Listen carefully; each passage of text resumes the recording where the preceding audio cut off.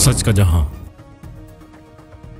हुकूमत सिंध ने physical unfit गाड़ियों के खिलाफ सख्त कार्रवाई का फैसला करते हुए सूबे भर में मोटर व्हीकल इंस्पेक्शन MVI निज़ाम के नफाज को तेज करने की हदायत की है। इस सिलसिले में सीनियर वजीर ट्रांसपोर्ट शर्जील इनाम मेमन की ज़ेर सदारत एक अहम इजलास मुनक्किद हुआ, जिसमें मुतलका इदारों के आला हुकाम ने शिरकत की। इजलास में secretary transport Asad Jamin, MD Sindh mass transit authority Kamal Dayo, secretary PTA ओकाश Memon और दीगर अहम अफसरान मौजूद थे। इजलास में फैसला किया गया है कि हैवी गाड़ियों बशमूल डंपर्स, ट्रक, बसें और ट्रॉलर्स के लिए मोटर व्हीकल इंस्पेक्शन को लाजमी करार दिया जाए ताकि सड़कों की हिफाजत को यकीनी बनाया जा सके। सीनियर वजीर ने कहा कि वजीर आला सिंध पहले ही MVI निज़ाम और व्हीकल रजिस्ट्रेशन के नफाज के हवाले से वाज़ेह हदायत जारी कर चुके हैं, इसलिए इस निज़ाम को 1 माह के अंदर मुकम्मल तौर पर फाल किया जाए।